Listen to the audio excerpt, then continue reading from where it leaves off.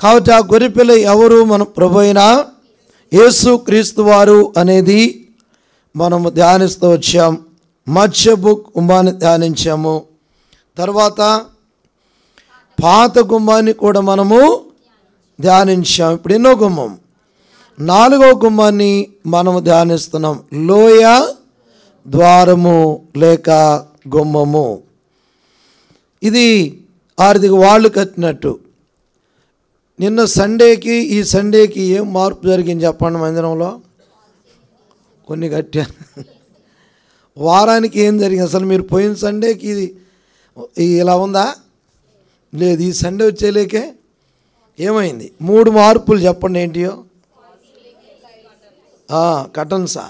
ఓ కటన్ కూడా ఉంది కదా.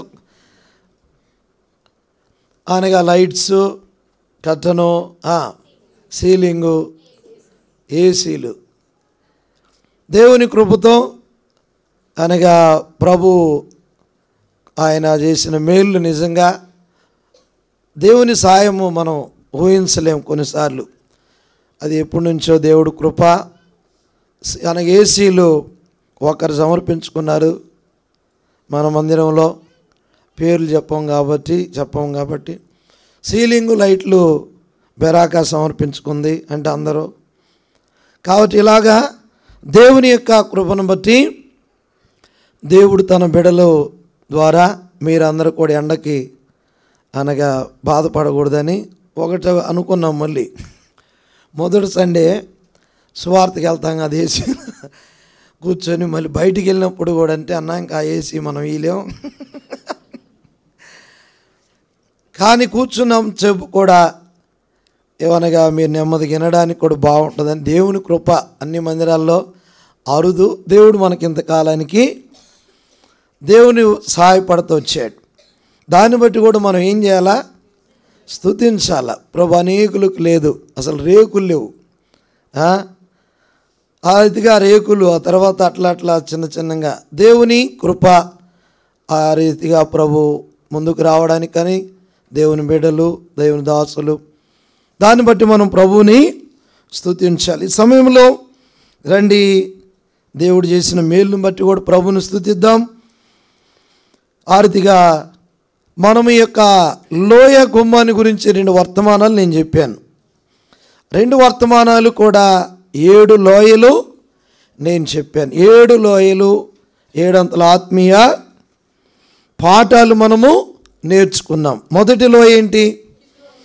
మొదటి లోయ ఫస్ట్ ఎష్కోలు లోయ, రెండవది బెరాకా లోయ, మూడవది షావే లోయ, నాలుగవది హెబ్రోను లోయ, ఐదవది యోర్దాను లోయ, ఆరోది ఎబ్బేకురు లోయ, ఆ తర్వాత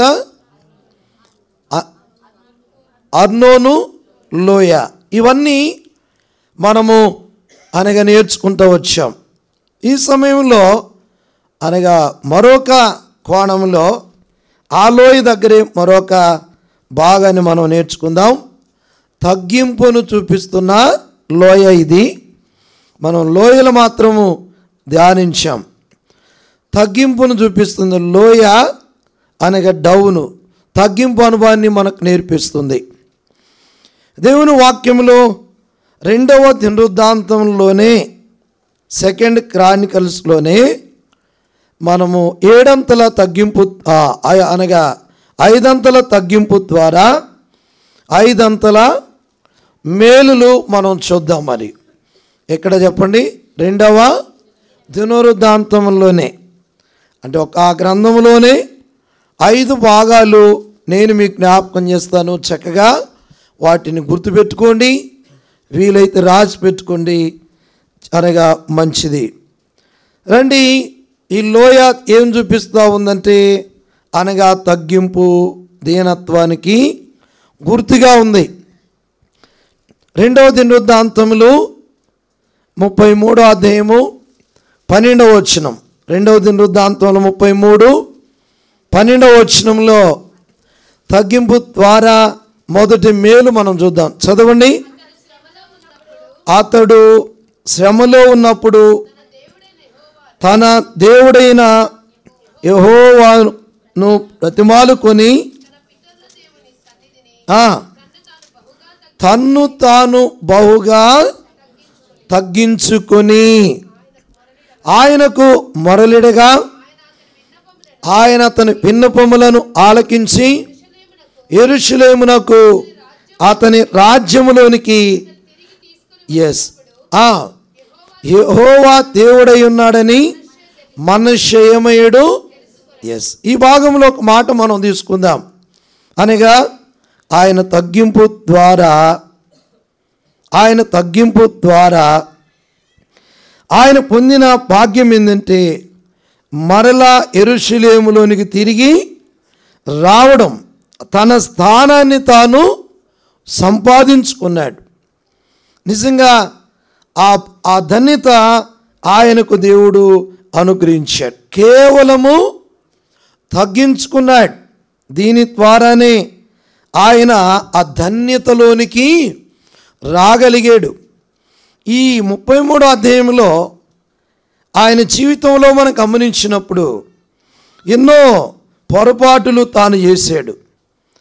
అనగా ఆయన చేసిన పరిస్థితులు చూస్తే 2వ వచనంలో ఇతడు ఇశ్రాయేలీల ఎదుట నుండి యెహోవా వెళ్ళగొట్టిన అన్ని జనులు చేసిన ఏయ క్రియలను అనుసరించి యెహోవా దృష్టికి చెడు నడత, చూడండి అనగా చెడు నడత నడిచినవాడు, ఆ తర్వాత ఉన్నత స్థలములను తిరిగి కట్టించి బలిపీఠములు కట్టి దేవతాస్తంభములను చేయించి ఆకాశ నక్షత్రములన్నిటిని కూడా కుమారులను ఆ తర్వాత అగ్నిగుండము దాటించి విన్ని చేశాడు.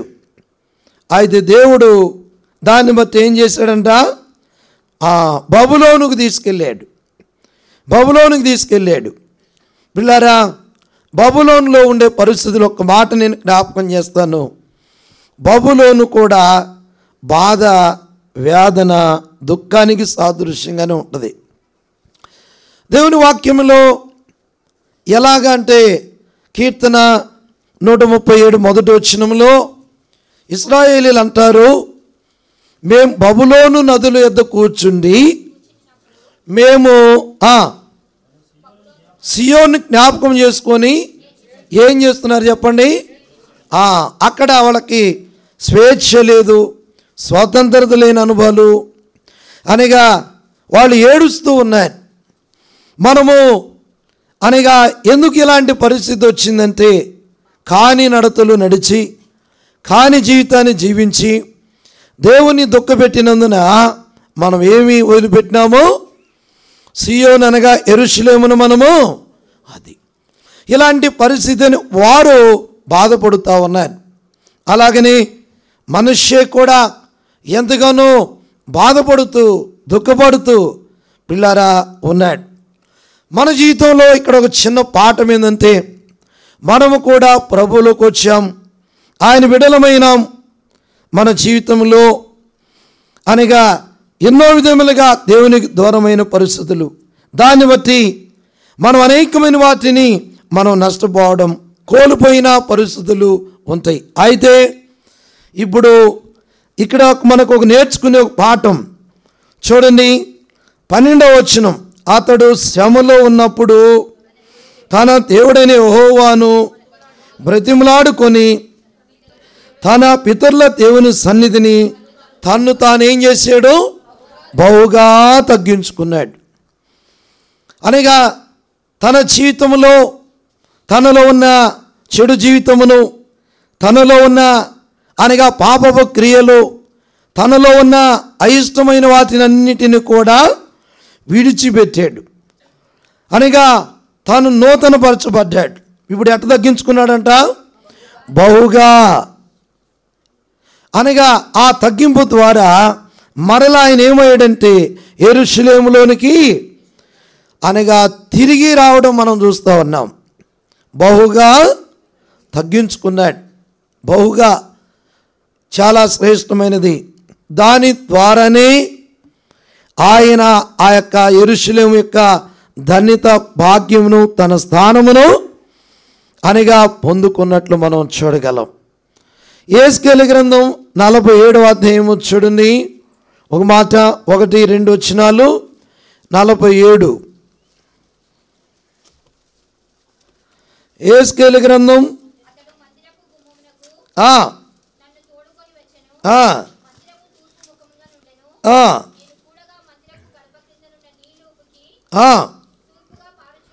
తూర్పుగా పారుచుండెను.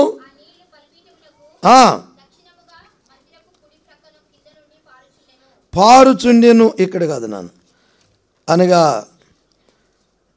37వ అధ్యాయం, క్షమించండి, 37 అలా ఎలాగున్నారు వారి పరిస్థితి గమనిస్తే, వారు ఇశ్రాయేలీలు వాళ్ళ జీవితంలో ఇక మనం అన్నీ కోల్పోయాము అని అనుకుంటున్న అధ్యాయం ఇది. ఒకసారి ఆలోచన చేద్దాం. 37 అధ్యాయంలో 1-2 వచనాలు. నా మీదికి వచ్చెను, నేను ఆత్మవశునై ఉండగా యెహోవా నన్ను తోడుకొని పోయి ఎముకలతో నిండి ఉన్న ఒక లోయలో నన్ను దింపెను. ఆయన వాటి మధ్య నన్ను నడిపింపగా ఎముకలన్నీ ఆ లోయలో కనబడెను. అవి కేవలము ఎండిపోయినవి. ఏమైంది అంటే చెప్పండి, ఆ లోయలో అనగా ఎండిపోయిన పరిస్థితి. వాళ్ళు ఎవరో ఎండిపోయిన ఎముకలు? ఇశ్రాయేలీలే. ఆ ఎముకలు ఎవరో కాదు, ఎవరు చెప్పండి? ఇశ్రాయేలీలు. ఇప్పుడు వాళ్ళు ఎలా ఉన్నారంటే ఎండిపోయిన పరిస్థితిలాగా అనుకుంటున్నారు. అలాంటి పరిస్థితుల్లో ఇంకొక మాట మనం చదివితే 11వ వచనంలో మన ఆశ విఫలమాయను అనే మాట.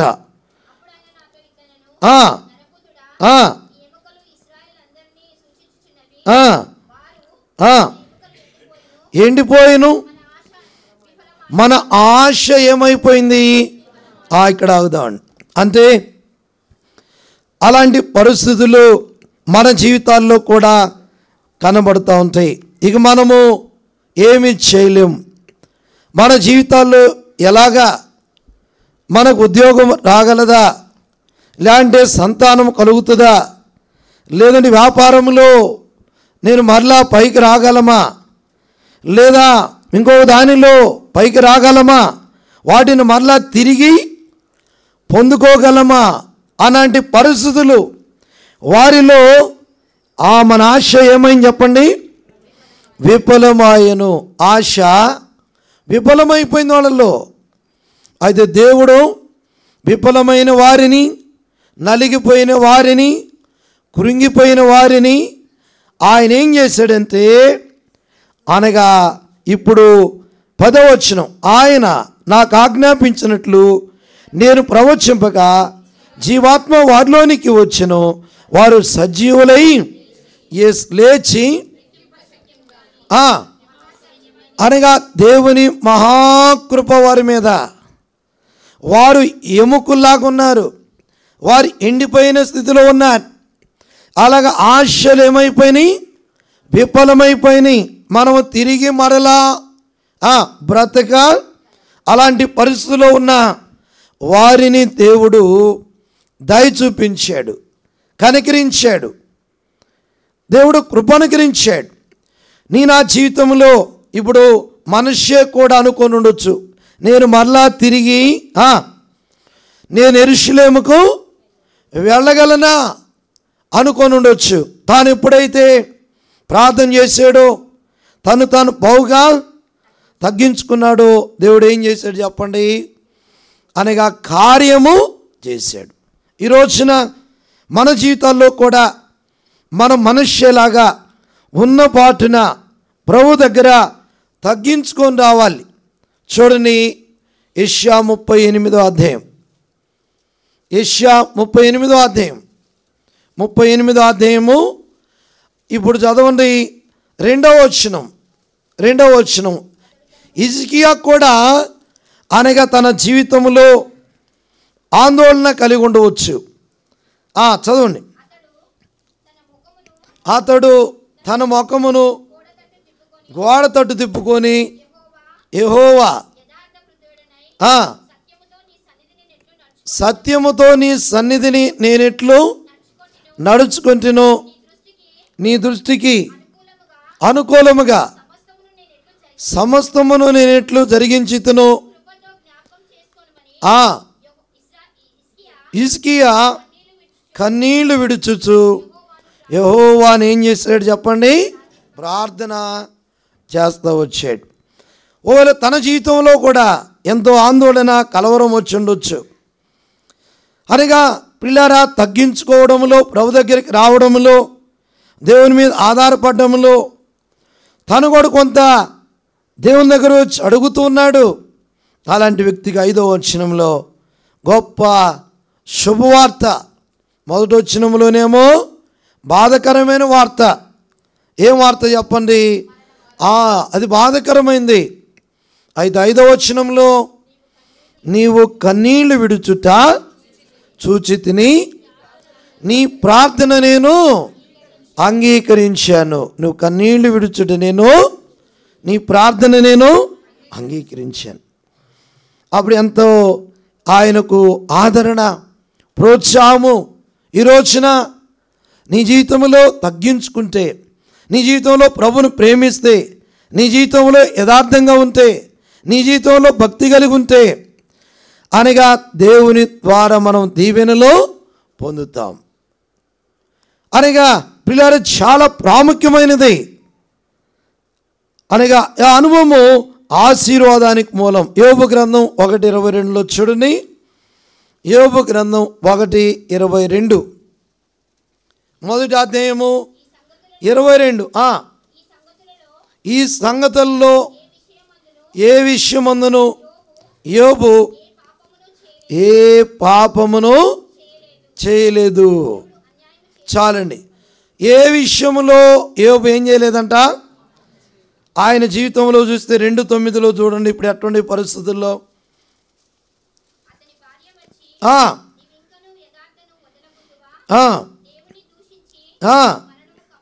ఇప్పుడు తన జీవితంలో కూడా ఎన్నో బాధలు, ఎన్నో పరిస్థితులు. అప్పుడప్పుడు ఆలోచించవచ్చు ఏంటి అని. ఆ పరిస్థితుల్లో కూడా యోబు తన యథార్థతను వదల్లా, తను తాను ప్రభు దగ్గర తగ్గించుకుంటూ వచ్చాడు. అందుకే 42:12 యోబు ఏమైనా చెప్పండి? 2 అది ఆశీర్వాదం. హిజ్కియాకు ఆరోగ్యం, యోబుకు 2 ఆశీర్వాదం. అనగా పిల్లరా ఇశ్రాయేలీయులు మరలా వారి ఆశ ఏమైంది? సిగిరించిన అనుభవంలాగా. మనష్షే తాను ఊహించాడు లేదు, కానీ తాను తగ్గించుకోవడం ద్వారా, తాను దీనుడవడం ద్వారా పిల్లారు ప్రభు మనలో చూసేది కూడా. యెషయా 66 ఆ మాట ఉంది. యెషయా గ్రంథం చూడండి 66 2వ వచనం. అవన్నీ అవి నా వలన కలిగినవని. ఈ మాట, ఎవడు దీనుడై నలిగిన హృదయం గలవాడై వణుకుచుండును వాని నేను. అది కాబట్టి మనష్షే కూడా దీనుడయ్యాడు, హిజ్కియా కూడా దీనుడయ్యాడు, యోబు కూడా దీనుడయ్యాడు. అనకంటే తన జీవితంలో ప్రభు దగ్గర వారి వైఖరిని ప్రభు చూశాడు. దాన్ని బట్టి దేవుడు ఏం చేశాడు? వారిని కనికరించాడు. మనము కూడా ప్రభు సన్నిధానములో ఈ అనుభవంలోకి రావాలా. లోయ ద్వారం అనుభవం, తగ్గింపు అనుభవం. 2వ మాట చూద్దాము. రండి 2వ దినవృత్తాంతములు అనగా 34వ అధ్యాయం. 2వ దినవృత్తాంతములు 34:27 ప్రార్థన వింటాడు తగ్గింపు ద్వారా అనేది కనబడుతుంది మనకు. 34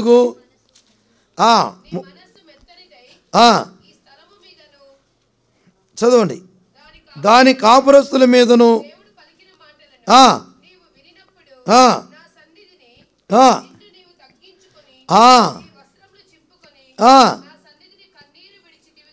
ఎస్, నీ మనవి నేనేం చేశాను? ఆలకించాను. కాబట్టి ఇక్కడ నీ మనవి నేనేం చేస్తున్నాను? ఆలకిస్తున్నాను. ఎట్లా? నీ మనస్సు ఇది కావాలా, నీ మనస్సు మెత్తనదై ఈ స్థలం మీదను కాపురస్తుల మీద దేవుడు పలికిన మాటలు నీవు నా సన్నిధిని నువ్వేం చేసినావు? అందుకే నేను నీ ప్రార్థన ఏం చేశాను? ఆయనకు అంగీకరించాను, విన్నాను. రెండు విషయాలు ఇక్కడ. నీ మనసు ఏమైంది? మెత్తనదైంది. నీ మనస్సు మెత్తనదై అనగా దీన్ని బట్టి నువ్వు తగ్గించుకున్న ద్వారా నీ ప్రార్థన నేను కొన్నిసార్లు మన మనస్సు ఎట్లుంటుంది? మెత్తగా ఉండదు. అనగా చాలా కఠినంగా ఉంటాం కొన్నిసార్లు. అనగా ఏమాత్రము కూడా అనగా మార్పు కనబడని స్థితిలో మనం కొన్నిసార్లు ఉంటాం. అనగా కుటుంబంలో కావచ్చు, మందిరంలో కావచ్చు, బయట కావచ్చు, మనసు ఏం కావాలంట? మెత్తనిదై.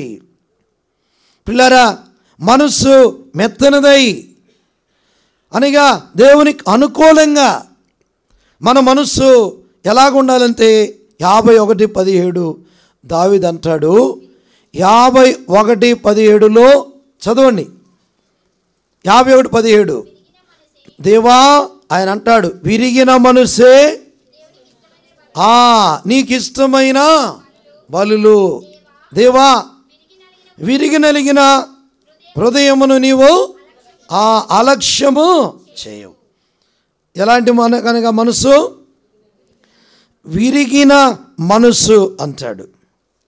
కాబట్టి మన మనసు మెత్తనదైపోయిన అనుభవం, మన మనసు విరిగిన అనుభవం కావాలి. కొన్నిసార్లు మన మనసు అలా ఉండదు. అనగా చాలా మెత్తైన అనుభవం మనది ఉండదు. కఠినముగా అనగెంతో అనగా మరి దేవునికి అయిష్టముగా మన జీవితాల్లో ఉంటుంది. అయితే ఈయన మనసు ఏమైందంట? నీ మనసు మెత్తనదై. ఈరోజున మన జీవితంలో మన హృదయము, మన మనస్సు మెత్తనదైన అనుభవం ప్రభు కోరుకుంటున్నాడు. అందుకే అలాంటి మనస్సు కలిగిన వారు ప్రార్థన చేస్తే చెప్పండి, ఆ ప్రార్థన నేనేం చేస్తాను? నువ్వేం చేసినావు? తగ్గించుకున్నావు. ఆ మాట రాశారు. ఏమనుంది? నిన్ను నీవు తగ్గించుకొని. ఎక్కడైనా ఏ విషయంలోనైనా మన మనసు కఠినంగా ఉందా? మన యొక్క మాట, మన జీవితం కఠినంగా ఉంటే మనం మార్చుకోవాలా. ఏం కావాలా? మార్చుకోవాలి మనం. ఎంతకాలము ఇలాగా, ఎంతకాలము ఇప్పుడు మందిరం మారిపోతూ ఉంది. అర్థమవుతుంది మాట? మందిరం మారుతూ ఉంది. అది అంటే ఒక మాట, ఫస్ట్ గుడిసె అంతేనా? ఇల్లు గుడిసె, ఆ తర్వాత రేకులా రేకులు. ఒక్కసారి స్లాబ్ ఎవరు వేసి ఉండరు నాకు తెలిసి, ఎక్కడనేమో కానీ మొత్తం రావాల్సిందిట. ఆ తర్వాత స్లాబు, తర్వాత ఇంకోటి, ఆ తర్వాత ఇంకోటి. ఇప్పుడు 24 ఏళ్ళకి సీలింగు మారిందా లేదా? అంటే ఏసీలు. మనం ఏం కావాలా? ఆత్మీయంగా నేను చెప్పి మన యొక్క జీవితంలో మన నడవడి, లేదా మన యొక్క ఆలోచన, మన మాట, మన జీవితం, నీ మనస్సు ఏం కావాలా? మారాలా. నీ మనస్సు మారి అని ఉంది బైబిల్లో. ఎక్కడుందన్నమాట? నీ మనస్సు మారి ఆడుంది. అదే మనకు ఆ మాట మాత్రం తెలుసు. రోమా 12 అవన్నీ మనకెందుకు? రోమా 12:2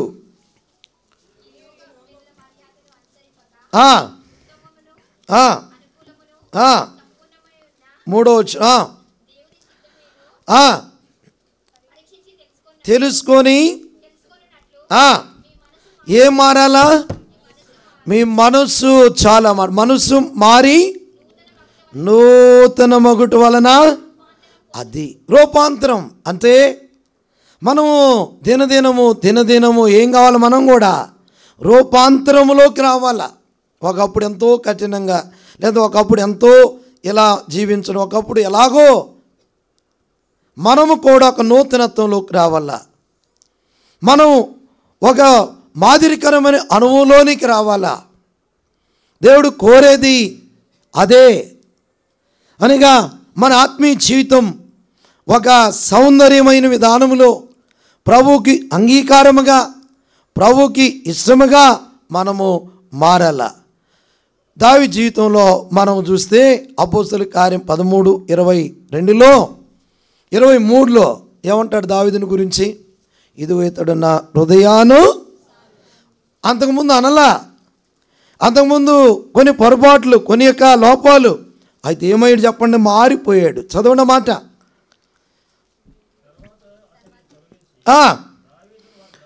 దావీదును వారికి రాజుగా ఏర్పరచును, మరియు ఆయన దావీదును కనుగొంటిని, అతడు ఎలాంటి వాడంట? మొదట అన్నాడు దావీదుని కోరుకున్నప్పుడు వెంటనే నా హృదయానుసారుడు అన్నాడా?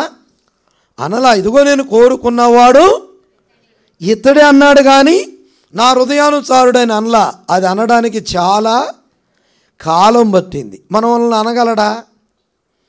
మనలో అన్నీ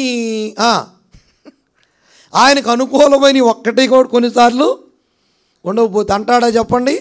అనలేడు. మనలో మనమే. ఎవరోని గురించి కాదు, కానీ నా జీవితం ఆయనకు అనుకూలంగా ఉందా లేదా అనగా ప్రభు నన్ను గురించి అనగలడా? ఒక దినాన బల దాసుడా దాసురాలా అని చెప్పగలిగేటట్టు ఉందా? అనుభవంలోనికి మనం రావాలా, మార్పులోకి రావాలా. ఈ రీతిగా మన జీవితంలో ఈ అనుభవంలోకి రావాలా. గొర్రెపిల్ల రక్తంలో కడగబడ్డాం అనగా ఏంటిది?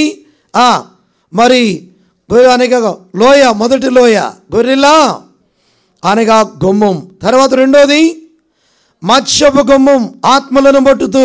మూడోది పాత గుమ్మం, మొదటి అనుభవాలు లేక పాత వస్తే ఏం చేయాలి? మనము తీసివేసుకోవాలా. అప్పుడే మనం ఏమవుతాము? లోయ ద్వారం అనగా దీనత్వంలోనికి రావాలి. ఈ అనుభవము చాలా శ్రేష్టమైనది. అప్పుడు తన్ను తాను తగ్గించుకున్నాడు కాబట్టి ఆయన అన్నాడు, నీ ప్రార్థన నేను ఆలకించాను. ప్రార్థన వింటాడు, భయపడకూడదు.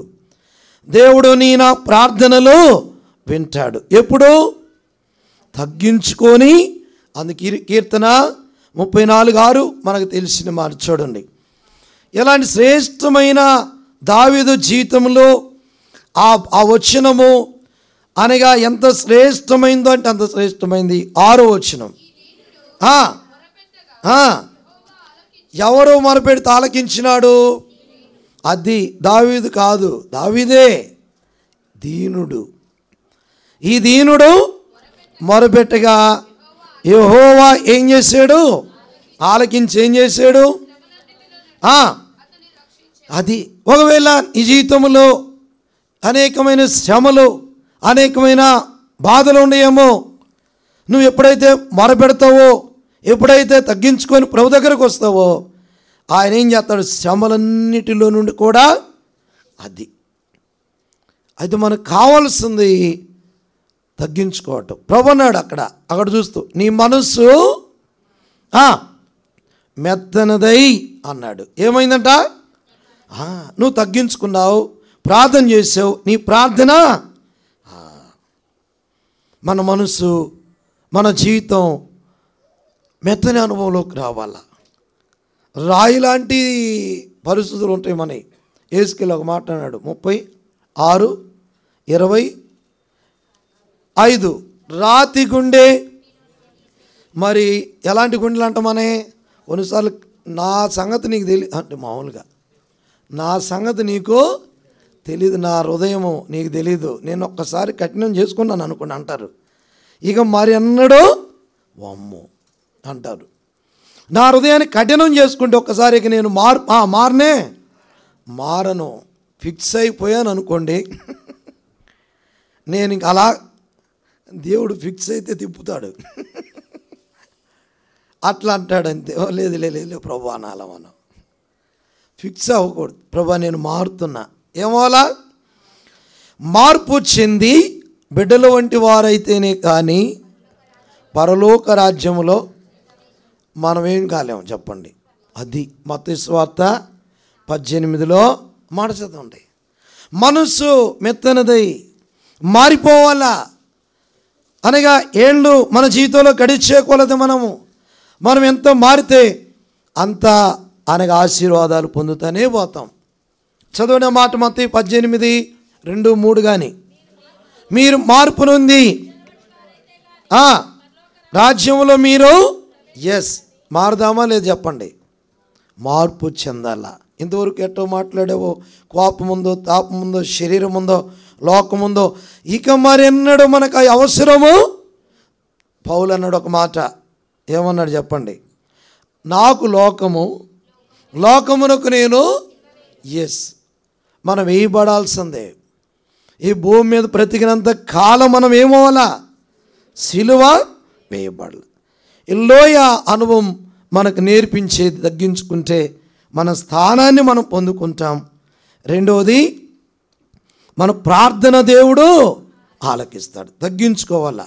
మూడో మాట చెప్తున్నాను, 2వ దినవృత్తాంతములు 12:12 తగ్గించుకున్న దాన్ని బట్టి మూడో ఆశీర్వాదం చూడండి రండి.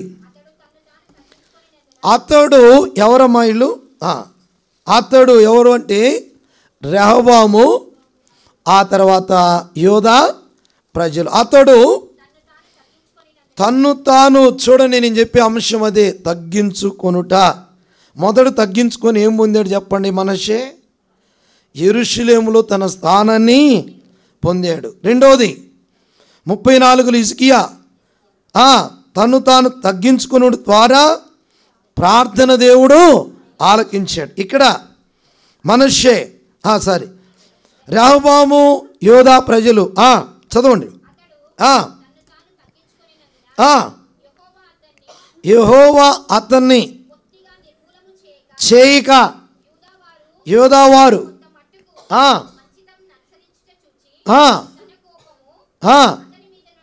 అతని మీద నుండి ఏమి చేశాడు చెప్పండి, దైవ కోపము నుండి ఏమయ్యారు, తప్పించబడ్డారు, నిర్మూలము చేయబడలేదు.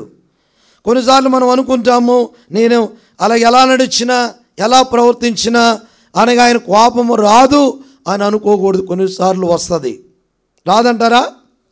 మనకు రాదు కోపం చెప్పండి, మన పిల్లలు తప్పు చేస్తే ఎప్పుడు అనగా నువ్వేం తప్పు చేసినా రా అని ఆయన అంటామా, మన మీద కూడా పడుతుంది. అందుకే మనల్ని మనం తగ్గించుకొని మనం జాగ్రత్తగా ఉండాలి.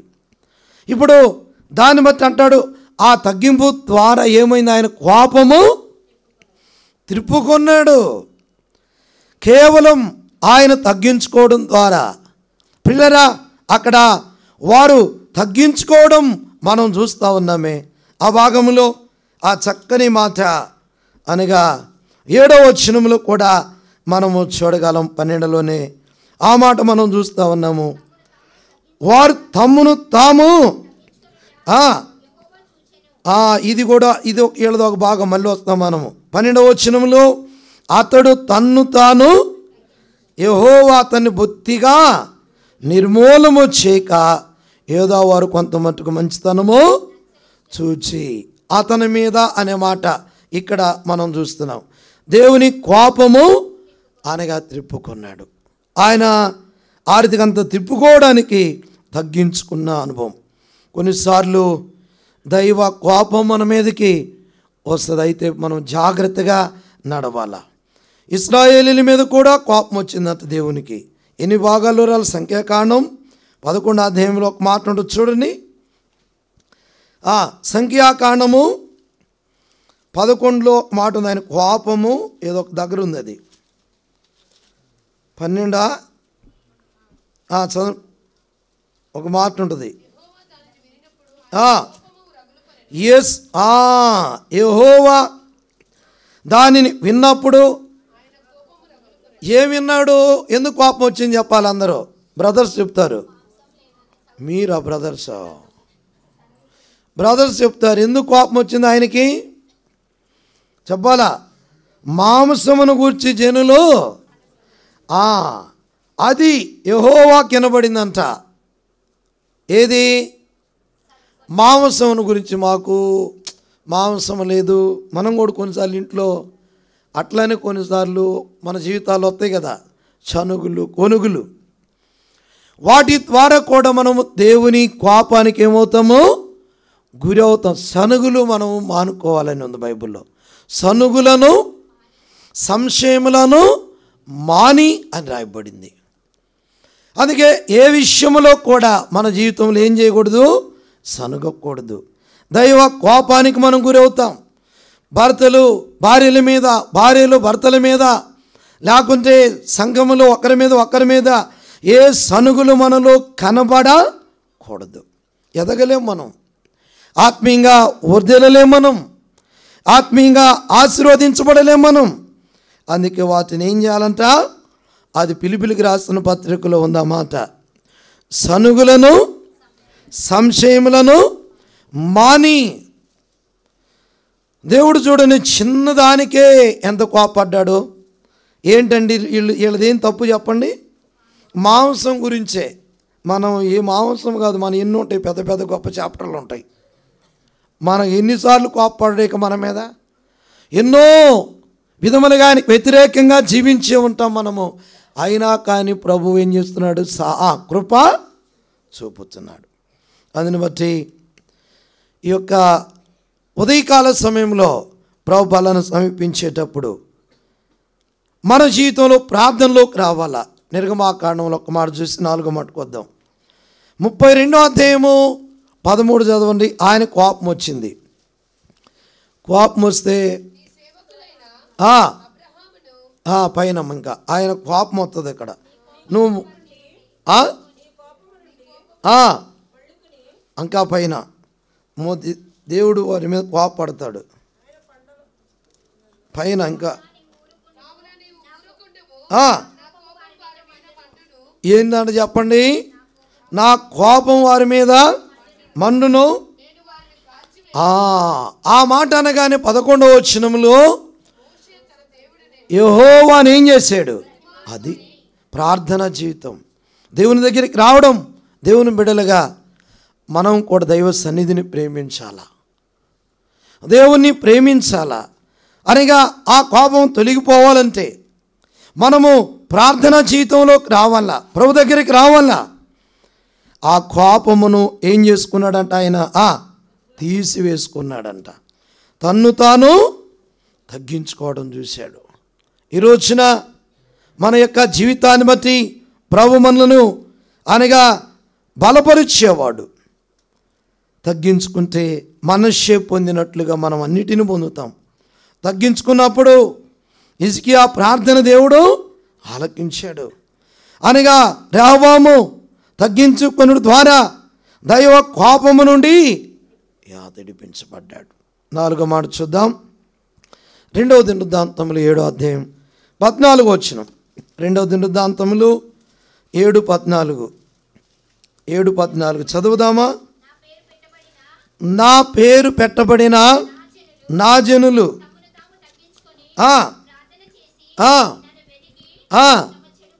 విడిచినడలా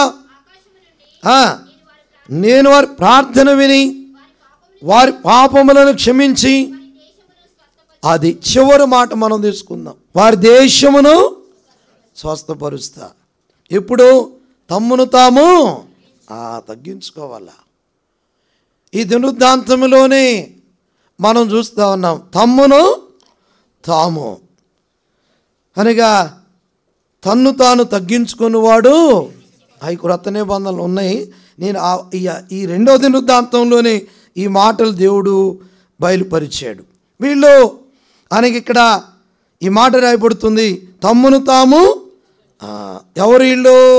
ఇశ్రాయేలీయులు.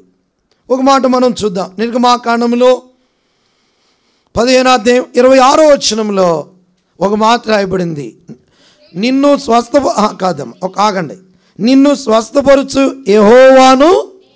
ఆ మాటకు మనం ఏమనుకుంటామంటే, ఎంత మంచి వాగ్దానం, ఎంత మంచి వాగ్దానం! ఏంటిది? నిన్ను స్వస్థపరుచు యెహోవాను. అది బాగానే ఉంది. ఎప్పుడు పరుస్తాడు? ఆ పైన అన్నీ చేయాలి మనం. పైన ఉండే కొంత ఒక చిన్న లిస్ట్ ఉంది మనకు. లిస్టు లేనిది ఆశీర్వాదం ఉండదు మనకి. ఇప్పుడు చదవండి 20. ఎట్టినాలా? ఎడా పెడా కాదు. శ్రద్ధగా ఆయన ఏం చెప్తున్నాడో అది వినాలి మనం. అది రెండవది, ఆయన దృష్టికి న్యాయమైంది చేయాలి. అంతా మనం ఆ న్యాయమైంది చేయంగా. అనగా ఆయన దృష్టికి న్యాయమైంది, ఆయన దృష్టికి అనుకూలమైనది మనము చేయాలి అని దేవుడు కోరుతున్నాడు. చదవండి. ఏం కావాలా? ఆజ్ఞలకు ఏం కావాలా? అదే మరి. అనగా ఇంట్లో, దేవుని ఇంట్లో కొన్నిసార్లు మనము దీనులంగా మనం ఉండవచ్చు.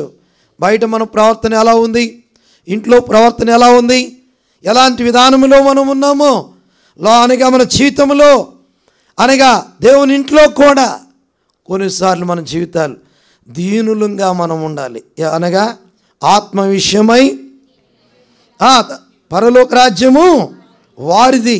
రక్షించబడ్డా కూడా నువ్వు దీనులు కాకపోతే పరలోక రాజ్యము కొంచెం డౌటే.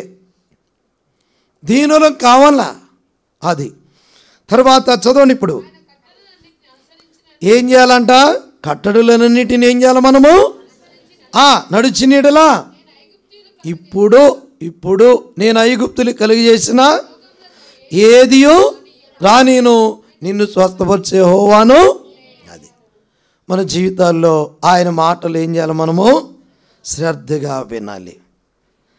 అప్పుడే అనగా ఆ దేశమునకు స్వస్థత, ఆ ఇంటికి స్వస్థత, ఆ వ్యక్తికి స్వస్థత.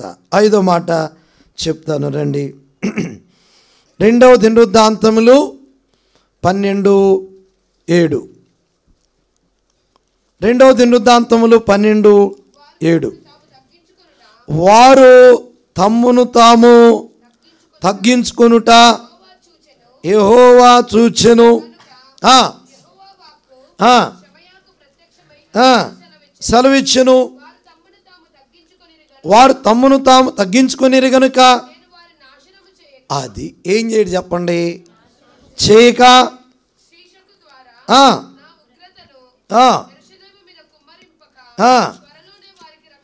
త్వరలో వాళ్ళకి ఏమిస్తున్నా నేను? రక్షణ. యోధా వారికి. కాబట్టి ఇక్కడ నేను వారిని నాశనము చేయను. ఎందుకు చేయడంటే ద్వితీయోపదేశకాండం 4:31. ఆయన కనికరము గలవాడు కనుక నీ చెయ్యి విడవ. చదవండి ఆ మాట. 4:31.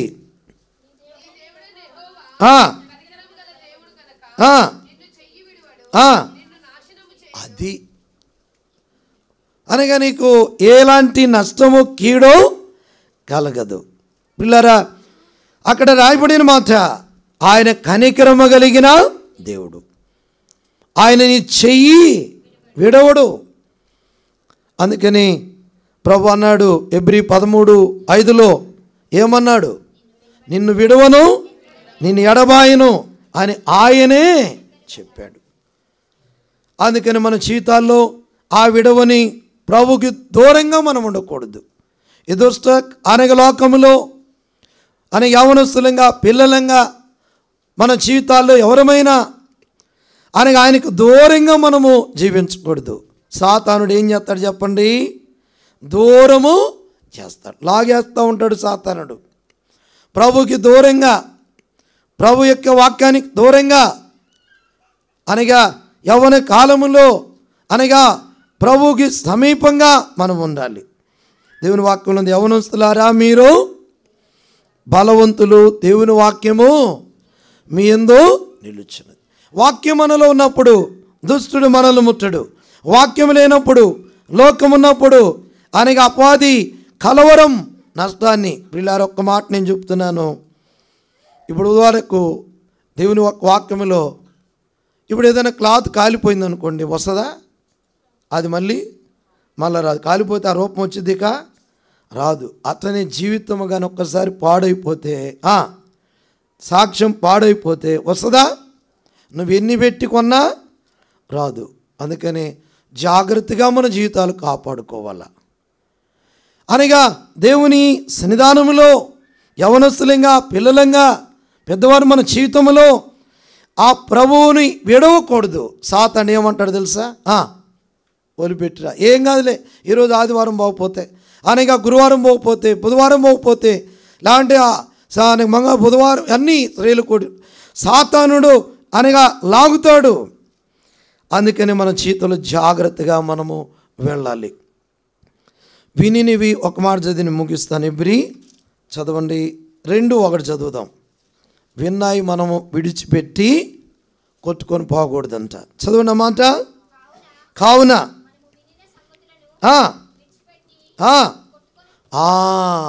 జాగ్రత్తగా, అది ఏ వాక్యం విన్నాం, మన జీవితంలో ఎలా ఉండాలని అనగా వాటిని ఆలోచన చేసుకొని జాగ్రత్తగా మన జీవితాలు ఏం చేయాలి, కాపాడుకోవాలా. ఆర్థిగా భయభక్తులు కలిగి మనం జీవించాలా, నడవాలి. అప్పుడు అలా ఉంటే 37:28 కీర్తనలో యెహోవా తన భక్తులను విడవడు. ఆ మాట చదవండి. 37:28 ప్రార్థన చేసుకుందాం. కీర్తన 37:28. ఏలేనగా న్యాయమును ప్రేమించువాడు ఆయన తన భక్తులను, భక్తులైతేనే జాగ్రత్తగా ఉండాలి, లేకపోతే విడిచిపెడతాడు. అనగా భక్తులంగా మనము ఉండాలి. తగ్గింపు ద్వారా మనం చూసిన ఆశీర్వాదాలు. మనష్షే యెరూషలేములోకి వచ్చాడు తిరిగి. హిజ్కియా ప్రార్థన దేవుడు ఆలకించాడు. రెహబాము మీద కోపము దేవుడు త్రిప్పి వేసుకున్నాడు తగ్గింపు ద్వారా. అనగా ఇశ్రాయేలీయులు తన జనులు తగ్గింపు ద్వారా దేశమును స్వస్థపరచుట. ఆర్థిక యోధా ప్రజలు తగ్గింపు ద్వారా వారు నాశనము నుండి తప్పించబడి రక్షణ భాగ్యమును వాళ్ళు పొందుతున్నారు. అందుకని మనల్ని మనం ఏం చేయాలా? లోయ ద్వారం, ఆ లోయ తగ్గింపును చూపిస్తుంది. అతి అనుభవములో మనమందరము ఉండినట్లుగా ప్రభు మనకు సహాయము చేయనుగాక. మోకరించండి, ప్రార్థన చేసుకుని పనులో మనం పాలు పొందాం.